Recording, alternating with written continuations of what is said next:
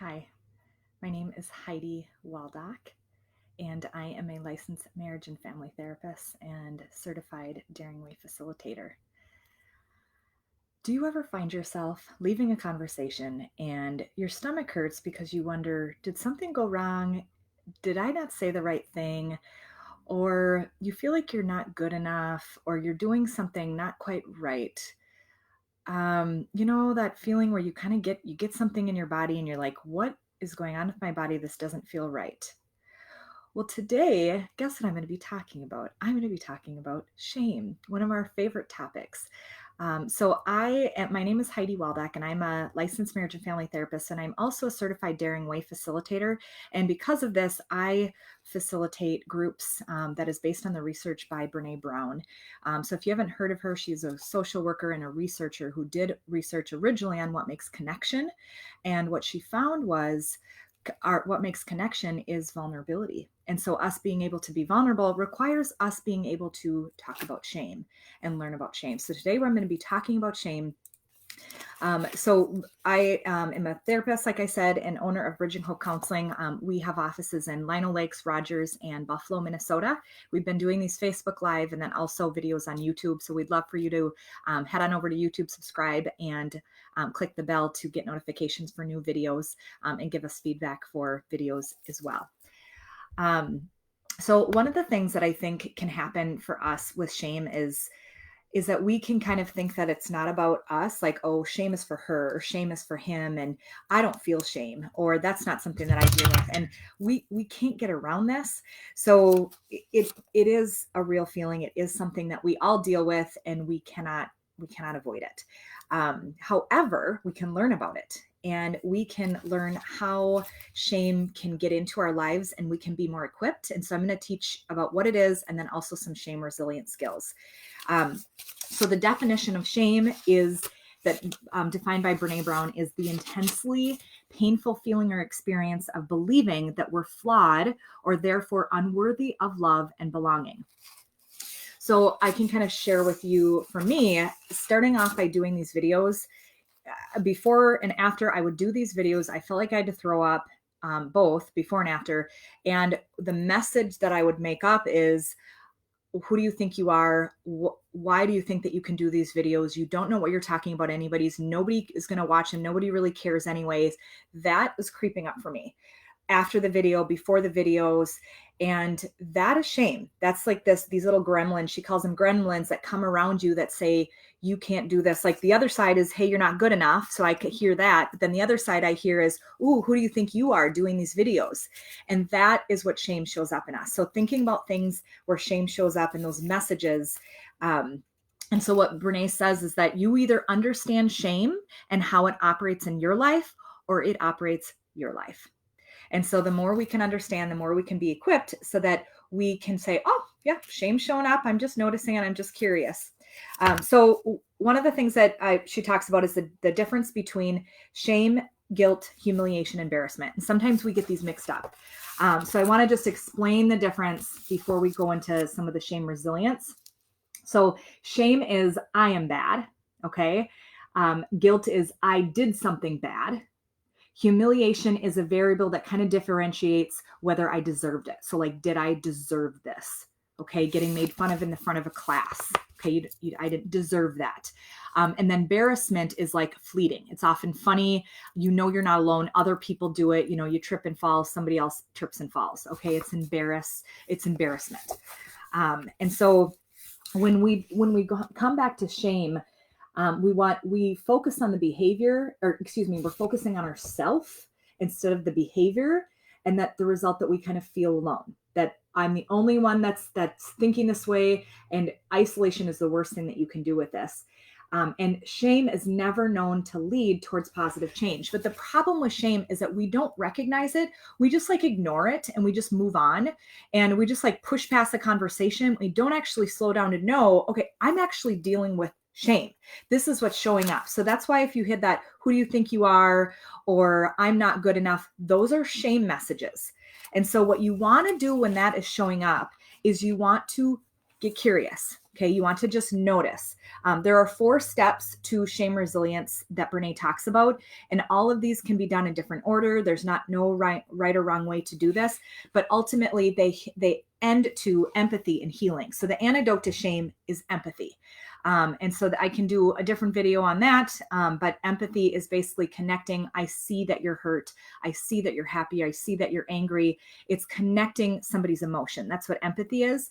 And so when you're feeling shame and somebody says, wow, it seems like you're kind of hurt, you want to talk about it, shame decreases. Okay. So the first one is recognizing shame and understanding its triggers. So you want to be able to physically recognize that shame is taking over, and so that you can feel your way through it and figure out what are the message and expectations that are triggering. So for me, before these videos, I'm noticing, oh, my stomach's hurt. I feel like I'm going to throw up. I have an urge to do that. And the message is, you don't know what you're doing. Don't do these videos. Nobody's going to listen to them. And so that's what shame was telling me.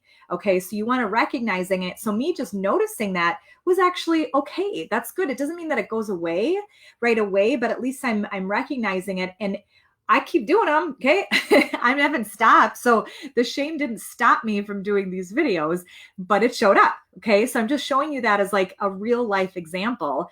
You want to pay attention to what's going on in your body and just notice, oh, that looks like shame. Okay. See it as an exterior part of you. So in therapy, we call this externalizing the problem. So instead of saying that shame is, I'm a bad person and I'm not good at this, it's, oh, I'm noticing shame is showing up. Okay. So number 2 is practice critical awareness. And basically what this is shame kind of acts like this zoom on a camera. So when you're in shame, you have like tunnel vision and you think, I am bad. Nobody loves me. I'm horrible. This is stupid. And you like want to run away and you want to get out of the situation. So that's what happens with shame. So when you start to get in that, you want to think, oh, okay, like I'm in shame. Wow. Okay. I'm in shame. I'm noticing it. And just start recognizing it. Okay, this is shame, and just slowing down to see you're getting into that tunnel vision. And then you want to think to ourselves, okay, I'm like you're thinking to yourself, I'm the only one, something's wrong with me. Or, you know, you get into that, like there's secretly something wrong with me, you know, and like, it just like goes worse and worse and like down this like spiral hole. Okay. That is shame trying to take over. And so the critical awareness is, oh, I'm noticing that this is showing up. Okay. So you noticing that and understanding how shame works is going to help to be able to beat it. Okay. And then the third one is you want to reach out. So this is how we can beat it. You want to reach out. You want to talk to someone else. You cannot force shame out of hiding. You can't force it out and make it go away. When we don't reach out, we often end up in fear, blame, and disconnection. Because you know how when you blame other people or blame something else, it kind of feels good for a little bit, but then later you're feeling shame again. It's because it doesn't actually leave you. It's still in there. So we've got to be able to reach out and say, I'm struggling. I'm exhausted. I'm really sad. I'm feeling grief right now. I'm very angry. We've got to be able to communicate that and get that out. So reaching out to someone else. And then the fourth one is speaking shame. So I kind of was just talking about that, but we want to name it. We want to speak it out, and we want to cut it off at the knees. We do not want to give it power. And the more that we speak it, the more we cut it off and we don't give it power. Shame hates having words wrapped around it. When we speak it, it begins to wither. So think about it when you have a friend and you call your friend and you're like, I'm really struggling. I'm just feeling super exhausted. I feel like I'm not parenting well and I'm struggling at my job. I can't do all of this. And as you're talking, you're like noticing, I'm starting to feel a little bit better. I mean, maybe not, it doesn't totally go away, but it starts to feel better because your friend is like, yeah, I hear you. I totally get it. I'm feeling the same way. And shame is starting to decrease because not only are you speaking it and it's decreasing the power, you're reaching out to someone and you're feeling heard. So this is helping the resilience of shame. Okay. And so as we keep practicing this is a practice. It's not something that all of a sudden, whoop, I'm good at, I got it. Thanks, Heidi, for the tips. We do need to practice shame resilience, notice it so we can get better at it and we're more equipped when it shows up. And then the other piece of it is being able to kind of go deeper. And this is something else that you can do in therapy, where you can kind of think, okay, where did these messages come up?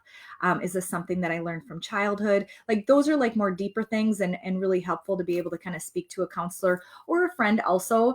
But thinking, oh yeah, that's where that came from. And as you keep diving in, you can actually get some freedom from it and move to the other side of like, oh, that wasn't my problem, or I don't need to be holding on to that. That was their shame or their issue. And I can feel free from this.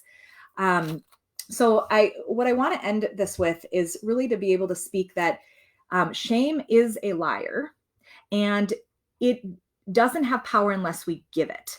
So I'm hoping that the skills that I gave you today can help you to see that you have power over this, that you can't ignore it. You do need to pay attention to it, and that you are worthy. You're worthy of belonging. You're worthy of love. You're worthy of connection.